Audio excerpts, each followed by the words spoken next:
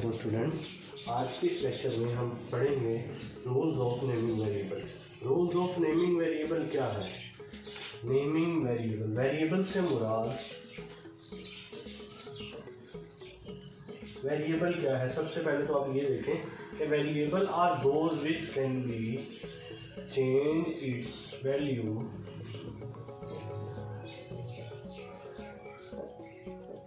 Variable वो है कि जो अपनी वैल्यू को चेंज करता रहता है।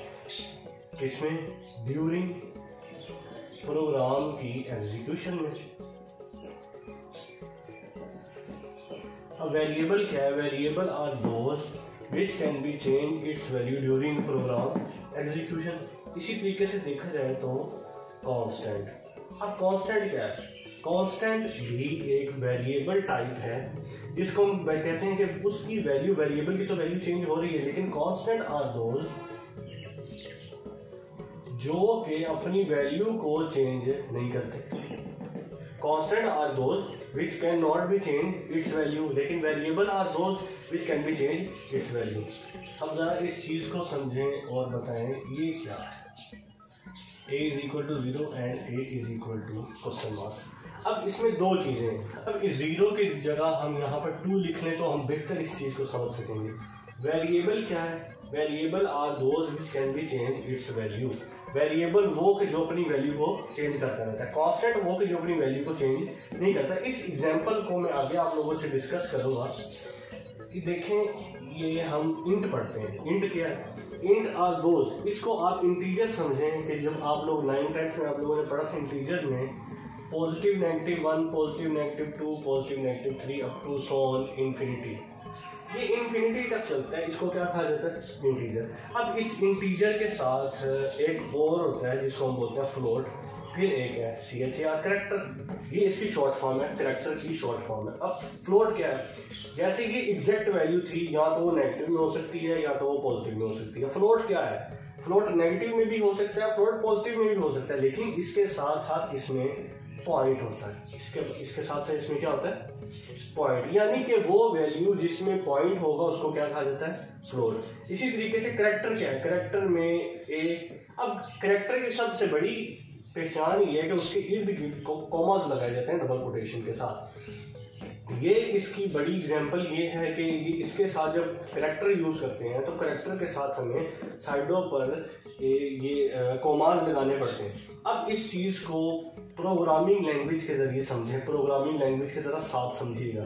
अब अक्सर बच्चे इस चीज में कंफ्यूज हो जाते हैं, सर ये a इज इक्वल टू 2 लिखा है और a is equal to question mark. इन दो चीजों के बारे में बताएं। सबसे पहले तो अगर हम वेरिएबल पढ़ें और कांस्टेंट पढ़ें, इसमें एक चीज एक और इजाफा कर दें, स्ट्रिंग वेरिएबल और स्ट्रिंग कांस्टेंट। अब ये स्ट्रिंग वेरिएबल और स्ट्रिंग कांस्टेंट, इसमें सिर्फ स्ट्रिंग का लफ्ज लगने की वजह से बच्चे इस चीज में कंफ्यूज हो जाते हैं। सबसे पहले तो आप वो देखें कि वेरिएबल क्या है। इसमें वेरिएबल की वैल्यू क्या थी? इसकी डेफिनेशन क्या थी? Change its value. वेरिएबल का क्या मतलब है? Change its value during program execution. Execution के दौरान ये अपनी वैल्यू को चेंज करता रहता है। अब इस एग्जांपल को देखेंगे। ये हमने एग्जांपल दी है, इस एग्जांपल को देखें तो a इज इक्वल टू 2, इससे क्या मुराद है? अब ये a तो है हमारे पास वेरिएबल, मान लिया वेरिएबल है, लेकिन a इज इक्वल टू 2 कर दे। इस चीज को जरा समझिएगा। वेरिएबल में हम लोग इस चीज को बता रहे हैं कि हमने क्या डिक्लेयर किया? a एक वेरिएबल जिसकी क्या वैल्यू है? 2। अब इससे मुराद क्या है? ये एग्जैक्ट वैल्यू है। क्या है? 2 एग्जैक्ट वैल्यू है। किस तरीके से? ना ही इसके साथ कोई कॉमा है, ना ही इसके साथ कोई फुल स्टॉप लगाया जैसा फ्लोटिंग पॉइंट में होता है। अब इसका मतलब है कि ये a जो हमने लिया है इज इक्वल टू 2, ये क्या है? एक। दूसरा a is equal to question mark. अब ये क्वेश्चन मार्क की सारी यहाँ पर गेम है। क्वेश्चन मार्क क्या कह रहा है? डेफिनेशन को पढ़े। Variable change its value during execution. Program की एग्जीक्यूशन के दौरान ये अपनी वैल्यू को चेंज करता है। यहाँ पर जो वैल्यू दी गई है, ये वैल्यू जो आपको दी गई है, ये वैल्यू क्या है? एग्जैक्ट है। यहाँ पर हमें वैल्यू का नहीं पता, ये क्या है? यहाँ पर 2 है। a की वैल्यू यहाँ पे क्या बता दी गई है? 2, यानी कि हमें पता है यहाँ पर a की वैल्यू क्या है? 2। लेकिन ये चीज हमें बता रही है कि ड्यूरिंग प्रोग्राम एग्जीक्यूशन हमें नहीं पता कि वैल्यू क्या है इसकी। इसकी एक एग्जांपल इसके साथ देखें तो इस चीज को जरा गौर से समझिएगा। हम लोगों ने लास्ट टाइम पढ़ा था हैश इंक्लूड stdio.h। इस साइड पे आप void main लिखते थे, void main के साथ इसको जरा समझें।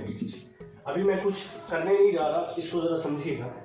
हम यहाँ लिखते हैं इंटीजर, यानी कि इंटीजर टाइप में हम लोग क्या बनाने जा रहे हैं, वेरिएबल। क्या करते हैं, ए बी सी।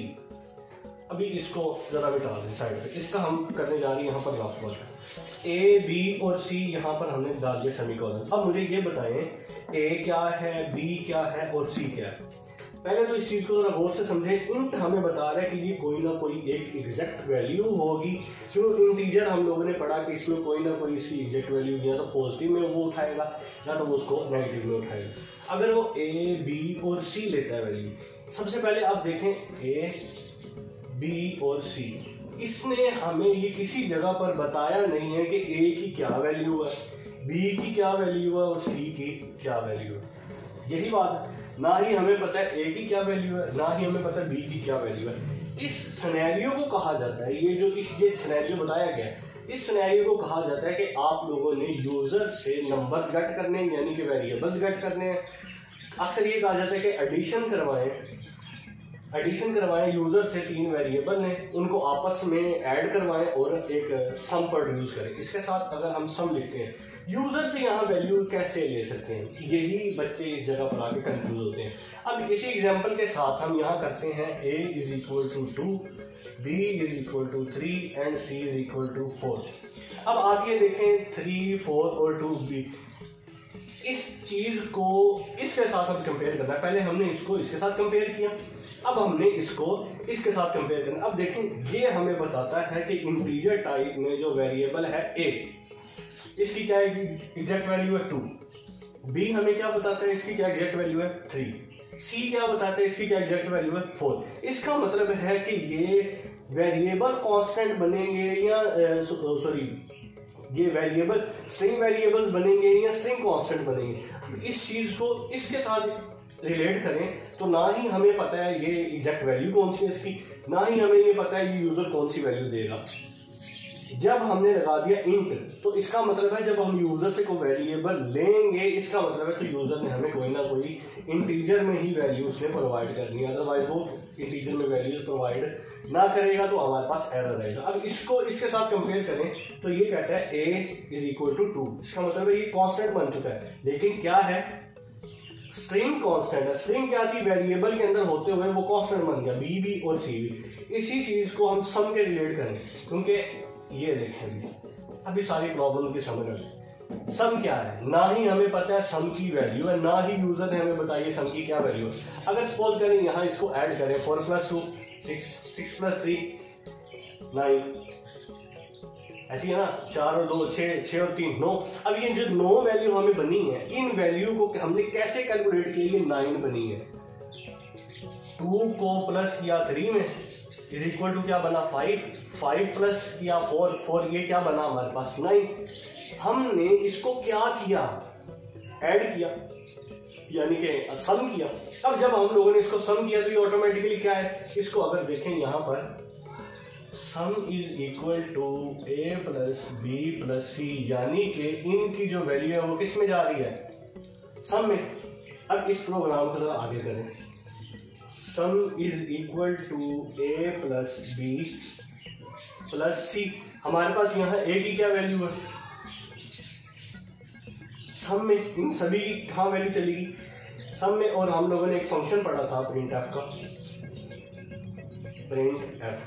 मैंने यहाँ इसको लिख दिया, इसको यहाँ से रिमूव करके इसके आगे ले जाएं तो सम, और एक और चीज का इसके साथ इजाफा आएगा, क्यों, ये आई और ये आई आपको बता रहे कि भाई जो हमने सम के नाम का वेरिएबल बनाया है वो कहाँ पड़ा है, इंटीजर टाइप टेबल में। इसको कैसे समझेंगे, इसको जरा मेमोरी मैनेजमेंट सिस्टम के मुताबिक समझें कि ये सपोज करें हमारे पास ये एक मेमोरी है, हमने इसको बना दिया इंटीजर टाइप की। कौन सी टाइप की, इंटीजर टाइप की। और यहाँ पर हमने हमारे कितने वेरिएबल है, 1 2 3 और 4। ए के हिसाब से ये बन गया, बी के हिसाब से ये बन गया, सी के हिसाब से ये बन गया और सम के हिसाब से ये बन गया। अब मुझे यहाँ बताएं कि जो हम लोगों ने वैल्यू दी ए की, क्या वो बी में जाएगी या सी में जाएगी? नहीं, एग्जैक्टली जो वैल्यू ए की दी गई है वो किस में जाएगी? ए में ही जाएगी। बी की वैल्यू जो दी गई है वो बी में ही जाएगी। सी की वैल्यू किस में जाएगी? सी में। अब सम की क्या वैल्यू है? इन सब को प्लस करके जो प्रोग्राम ने हमें बताया कि इन सब की क्या वैल्यू बनेगी? 9।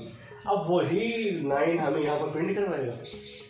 ये चीज आपकी रूल्स ऑफ नेमिंग वेरिएबल में सबसे इंपॉर्टेंट समझी जाती है। अक्सर इस चीज को हम लोग बहुत स्किप कर देते हैं। हम लोग इसको रूल्स ऑफ नेमिंग वेरिएबल को थ्योरी में पढ़ते हैं, लेकिन इसको थ्योरी में भी पढ़ें, इसके साथ साथ इसको प्रैक्टिकल भी करें। थ्योरी में क्या है? अब जो चीजें हम लोगों ने यहाँ डिक्लेयर की हैं, जो चीजें हम लोगों ने यहाँ डिक्लेयर की है, मैं इस चीज को सिर्फ रिमूव करने जा रहा हूँ। ये चीजें सारी हमारे पास ही नहीं रहेगी। अब हम पढ़ेंगे rules of naming variable theory के साथ। Rules of naming variable theory के साथ पढ़ेंगे। भाई वो पहले क्या कहता है, फर्स्ट प्रोग्राम फर्स्ट लाइन उसकी क्या कहता है? भाई वो कहता है कि आपने जो भी वेरिएबल लेना है, या तो वो बड़ी ABC से शुरू हो और कहाँ तक जाए? Z तक। इसके अलावा आप अंडरस्कोर का भी इस्तेमाल कर सकते हैं। हाँ, आप लोगों ने जब अंडरस्कोर यूज करना है तो अंडरस्कोर A यूज कर सकते हैं, अंडरस्कोर Z यूज कर सकते हैं, अंडरस्कोर A यूज कर सकते हैं। This is valid. लेकिन वो ये कहता है कि आप न्यूमेरिक वैल्यूज को यूज नहीं कर सकते with in the first of the variable. आपने जो वेरिएबल बनाना है वहां पे आप न्यूमेरिक वैल्यूज को यूज नहीं कर सकते। ये रॉन्ग है। हाँ, इसको हम ठीक कैसे करेंगे? हम इस तरीके से इसको कन्वर्ट करके लिख सकते हैं।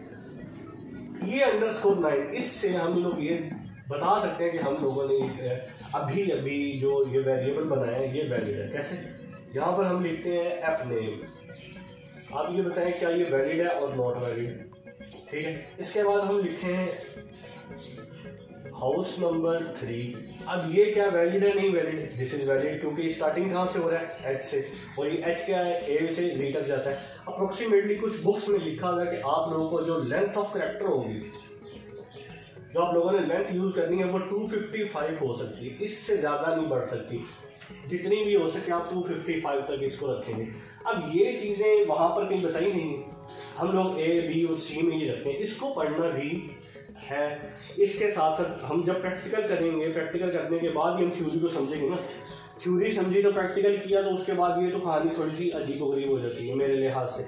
मैं ये कहता हूँ कि पहले थोड़ा सा प्रैक्टिकल करके इनको दिखा दें कि इस तरीके से हमारे ये प्रोग्राम चलता है और ये इसके कुछ रूल्स होते हैं।